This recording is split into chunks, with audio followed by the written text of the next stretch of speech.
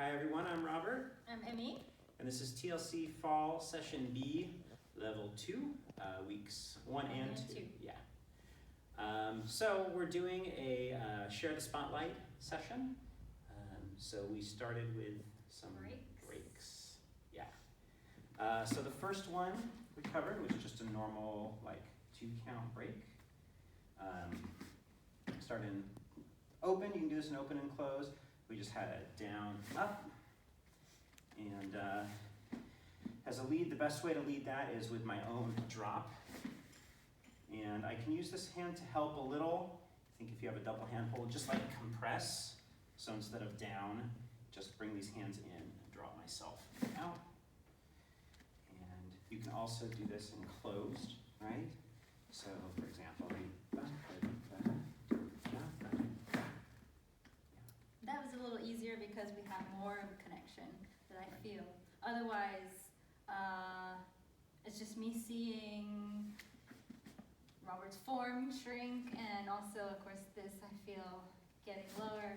But a lot of it is a knee-jerk reaction.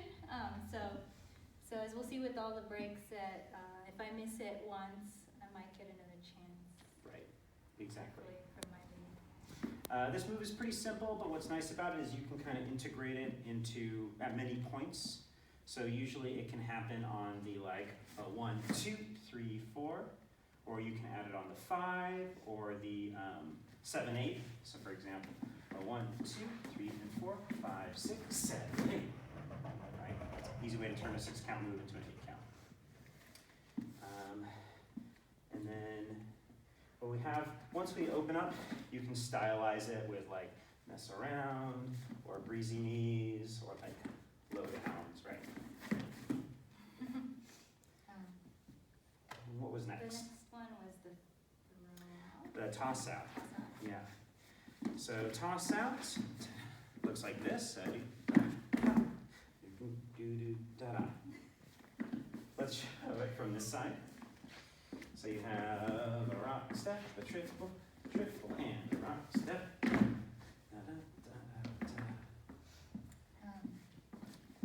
So, toss out for me, I think the main signal is instead of sort of throwing Emmy through the air, the main signal is a rock step forward.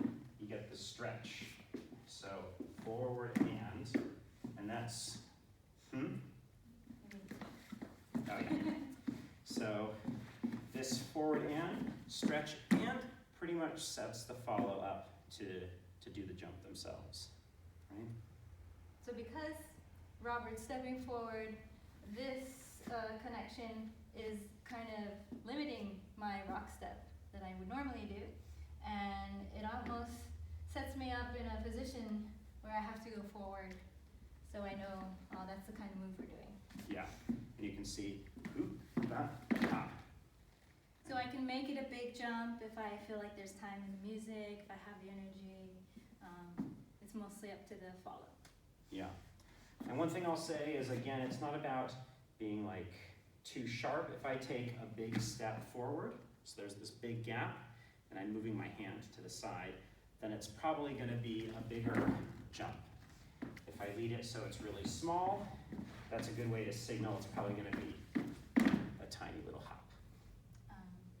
And just because right there you happen to let go, but this does stay, because when if I do a really big jump, this could be our only connection, and that's important. Exactly. Yeah, so this hand always stays connected. The next move we learned for week 1 was a mini dip, which starts with a cross hand hold. And it looks like this. 1, 2. This move's fun. So you start with a cross hand, and the main signal to the follow is the drop on the 3. So it starts with a rotational rock step, and I immediately kind of drop. So that down, clap on 4, and then on back foot on the 5, take that 5, 6, 7, 8. Actually, 5, 6, 7, 8. out of the corner of my eye, I'm paying attention, I see Robert drop, and that's how I know, oh, what this whole move is gonna be. Step up, 7 and 8. Yeah. The one real tough part about this is once you have the 4, you take this back foot, so I was over there, so I take this foot, same with Emmy, and you pass it past your partner. And then you connect, and then 6, 7, dot, dot, and 8. So that was our 3rd break that we learned. Last week? No. This week we did a couple swing out stylings, right? Yes. So we started with just our basic swing out. And our first styling was replacing the rock step with a kick step, which looks like this. 1, 2, 5, 6, 7, and a rock step, a triple, step, step, triple, and a rock step, a triple, step, step, triple, step.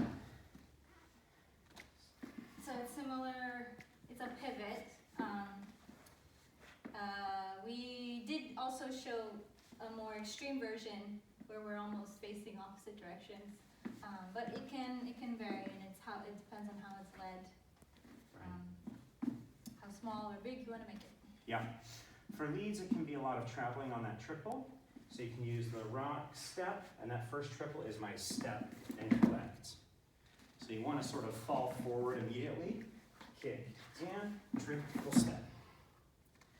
The bigger we make it, it actually can be easier. So if we wind back, rock step, a triple step. That tension in our arm makes it easier to snap to where we need to be. So that was the first styling we learned. The nice thing about it is it's not lead. So even though it gets really big, that's only if we do it together. I can do the kick on my own, right? And then if Emmy wants to pick it up. If I notice, if I miss the first time, I can join in. Right. Sometimes I think I just do this for my own fun. Yeah. And then the lead joins in. Yeah, exactly. So the next move that we learned for week 2 is a scissor kick. Looks like this. 1, 2, 3, 4, 5, 6, 7, 8. 1, 2, 3, 4, 5, 6, 7, 8. 1, 2, 3, 4, 5, 6, 7, 8.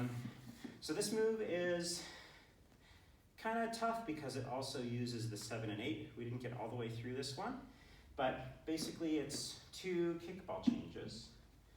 Kickball change, except you cross, and this is a tap to do another one. Kickball change. But that leads right into that 3 and 4. Exactly. So, So the last one is like a kickball forward. yeah, a little different.